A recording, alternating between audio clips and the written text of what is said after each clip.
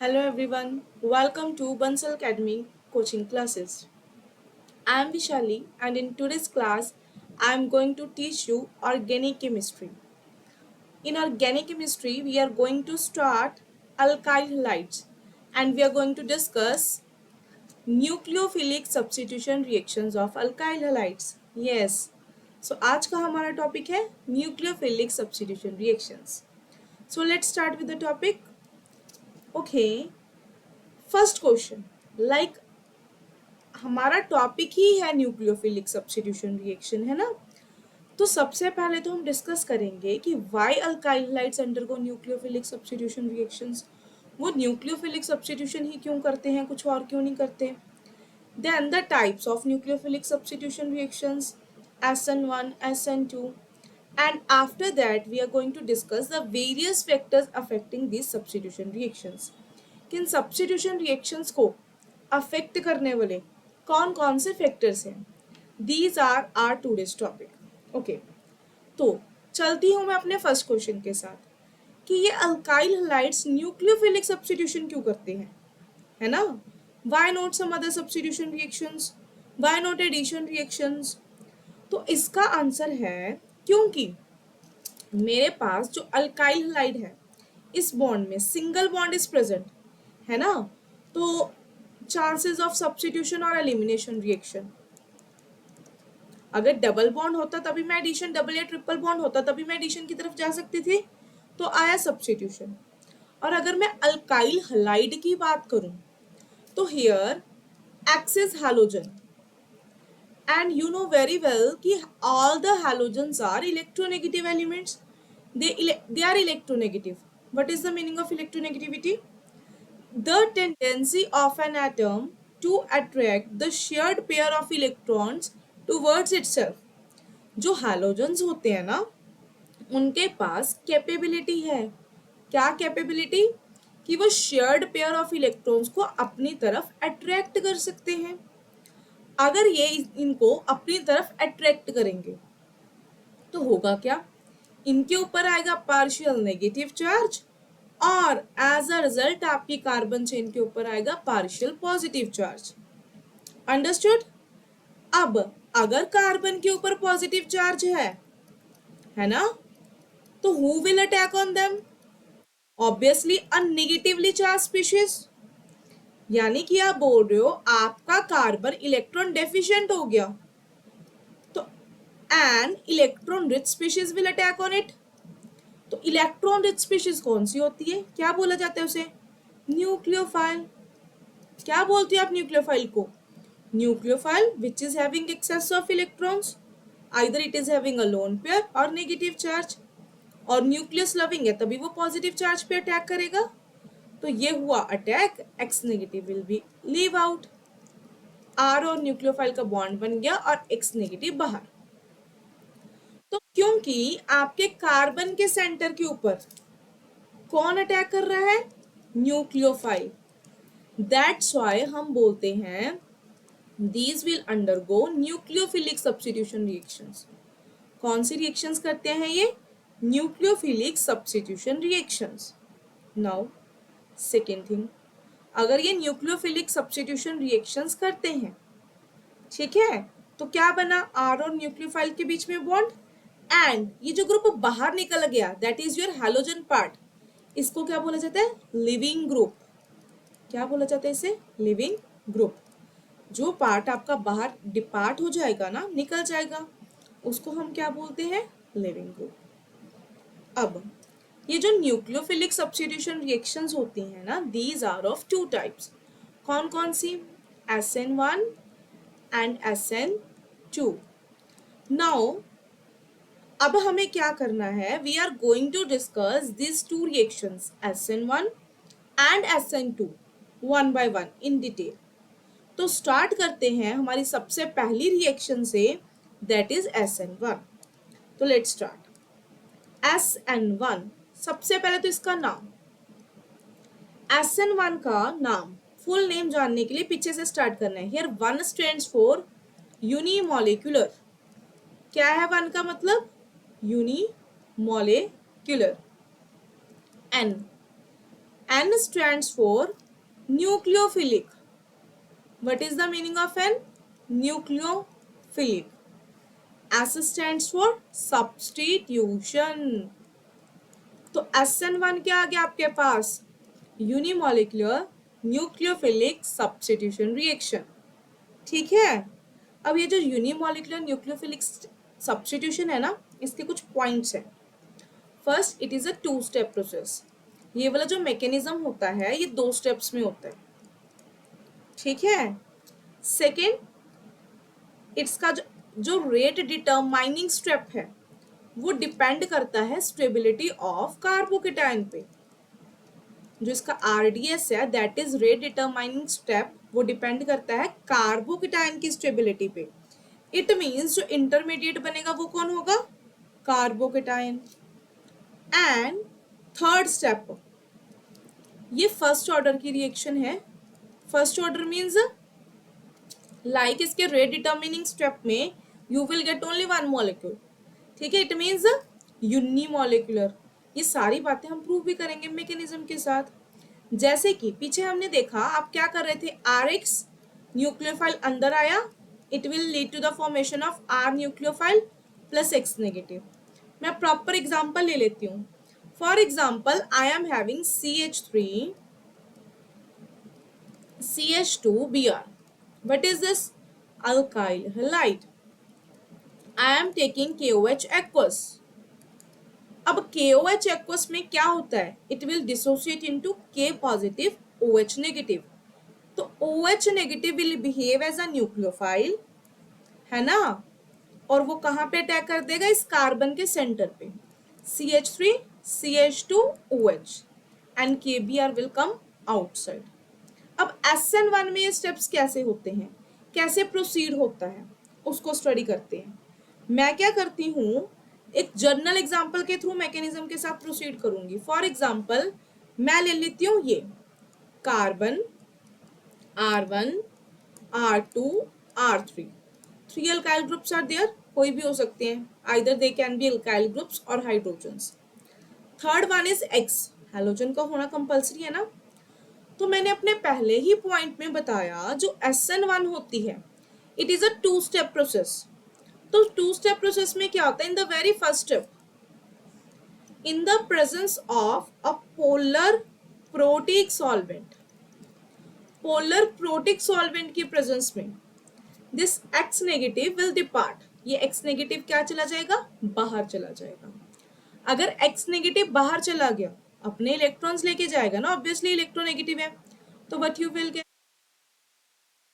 Carbon के 3 bonds. As X negative is leaving, तो carbon के ऊपर कौन सा चार्ज? पॉजिटिव चार्ज, है ना. अगर X नेगेटिव बाहर गया तो कार्बन के ऊपर कौन सा चार्ज आएगा? Positive charge. तो ये बन गया सेकेंड थिंग. कार्बन के ऊपर कौन सा चार्ज आया था? पॉजिटिव. अब जब इस कार्बन के ऊपर पॉजिटिव चार्ज आ गया, अगले स्टेप में क्या होगा? Nucleophile will enter. न्यूक्लियोफाइल आएगा, this is positive charge, and attack करेगा. अब अटैक करने से पहले हम एक बात जान लें, कार्बोकेटायन, आप सबको पता है ये जो कार्बोकेटायन होता है इसकी हाइब्रिडाइजेशन इज sp2.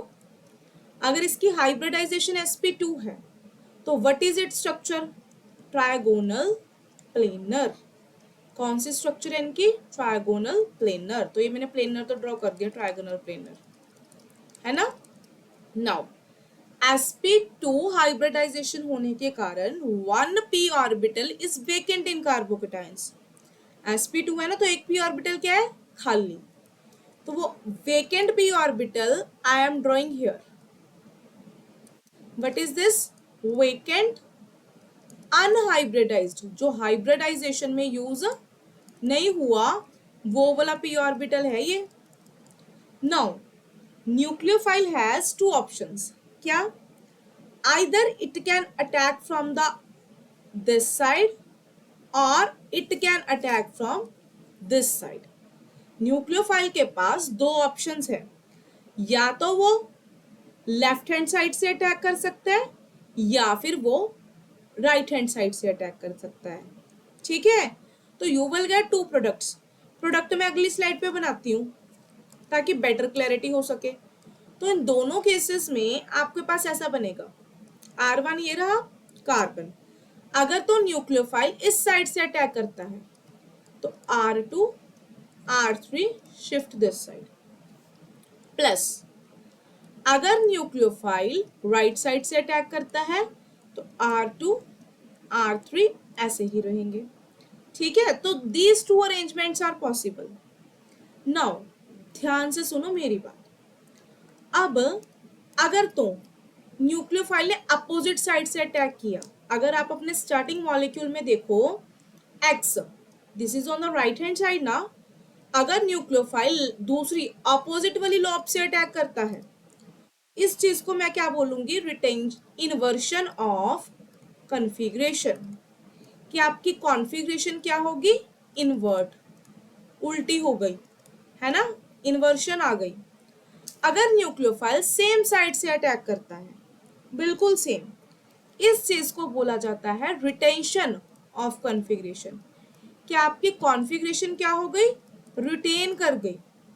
ठीक है, अब 50% आर द चांसेस कि आपका न्यूक्लियोफाइल बैक साइड से अटैक करे, 50% आर द चांसेस कि आपका न्यूक्लियोफाइल फ्रंट साइड से अटैक करे, है ना, दोनों के, क्योंकि दोनों लोब्स में अटैक होने की पॉसिबिलिटी इक्वल है, 50% प्लस 50%। तो एज अ रिजल्ट जो आपके पास प्रोडक्ट बन के आएगा, 50% with inversion of configuration, 50% with retention of configuration, इस चीज को क्या बोला जाता है, what is this thing called, yes क्या बोला जाता है इसे, रेसिमिक मिक्सचर। तो in SN1 reaction what you will get a racemic mixture, आपके पास क्या मिलता है, रेसिमिक मिक्सचर।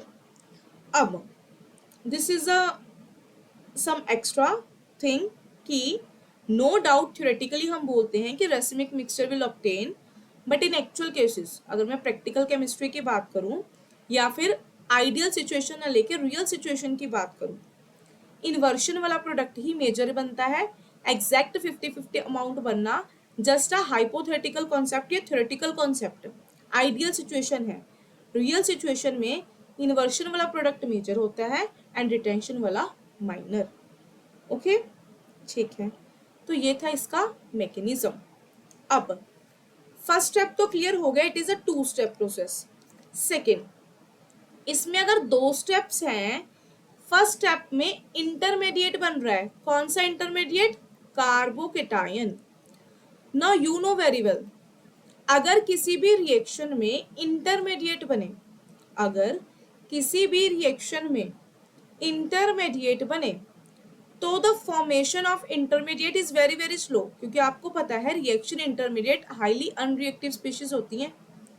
तो अगर इंटरमीडिएट बहुत स्लोली बन रहा है, इंटरमीडिएट की फॉर्मेशन बहुत स्लो तरीके से हो रही है, तो क्या होगा, this is the slow step of the reaction and this is, और इंटरमीडिएट अनस्टेबल है तो वो बहुत फास्टली रिएक्ट कर जाते हैं, सेकेंड स्टेप होगा fast. Now slow step is the rate determining step of any reaction, किसी भी रिएक्शन का जो स्लो स्टेप होता है वो होता है उसका रेट डिटरमाइनिंग स्टेप। तो जो फर्स्ट स्टेप आपका बन के आया, ये क्या है आपका रेट डिटरमाइनिंग स्टेप, इस स्टेप पे रेट डिपेंड करेगा। तो अगर मेरे को रिएक्शन का रेट लिखना हो तो सिर्फ फर्स्ट स्टेप पे डिपेंड कर रहा है, और फर्स्ट स्टेप में आपका क्या है, ओनली अल्काइल हलाइड।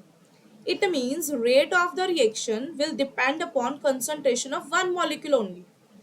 ठीक है, एक ही मॉलिक्यूल पार्टिसिपेट कर रहा है रेट डिटरमाइनिंग स्टेप में, that's why your SN1 reaction is known as unimolecular nucleophilic substitution, एक मॉलिक्यूल होता है। ठीक है, ये थी आपकी दूसरी थिंग।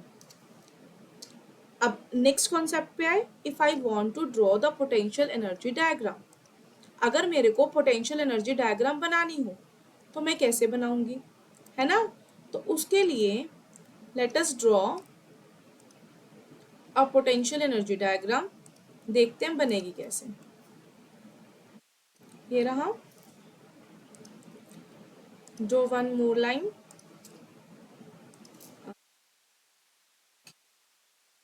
This one. ठीक है,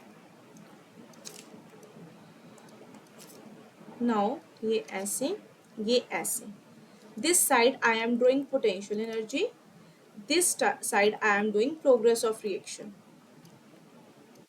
तो ये डायग्राम कुछ इस तरीके से बनती है।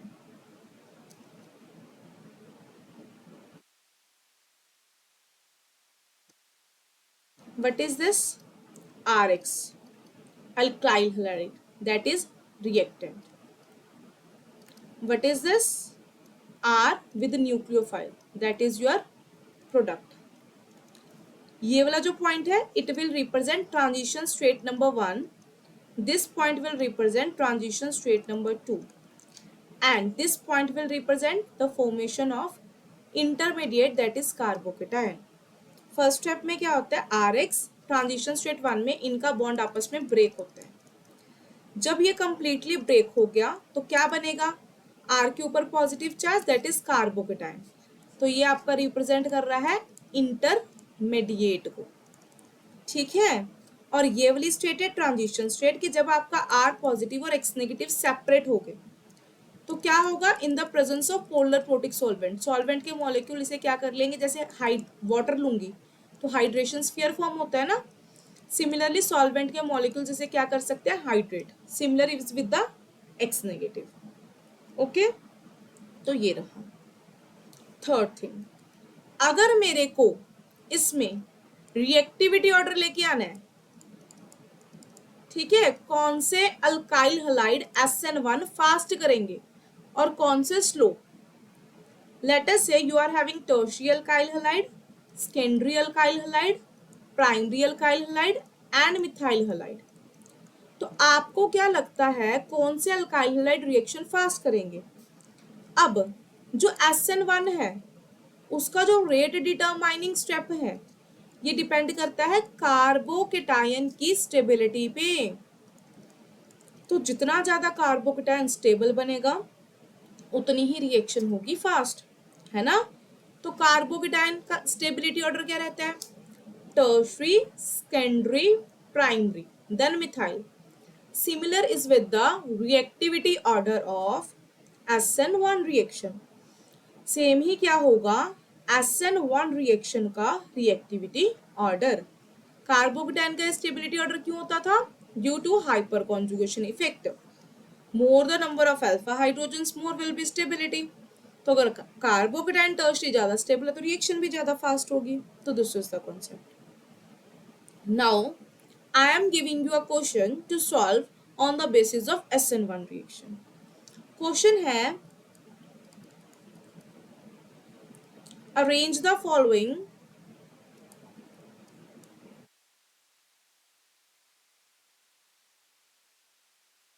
according to reactivity in SN1 reaction। molecules हैं आपके पास, one is this one, one is this one, one is this one, A, B, C। तो कैसे करेंगे? अगर मैं इस अल्काइल हलाइड की बात करूं, ये वाला अल्काइल हलाइड कैसा है? प्राइमरी। फिर अगर मैं इस अल्काइल हलाइड की बात करूं, ये वाला कैसा है? सेकेंडरी। और अगर मैं इस अल्काइल हलाइड की बात करूं, ये वाला कैसा है? टर्शरी।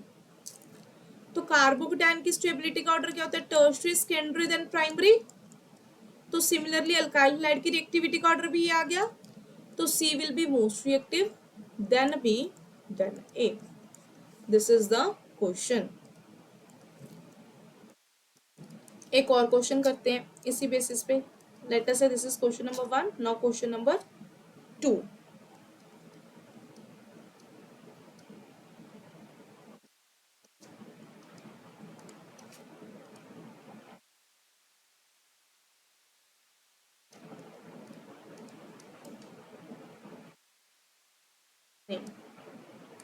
ये नहीं करते हैं.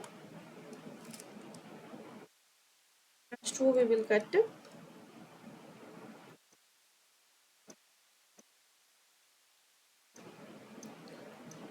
आपको बताना है इन दोनों में से फास्टर SN1 रिएक्शन कौन करेगा.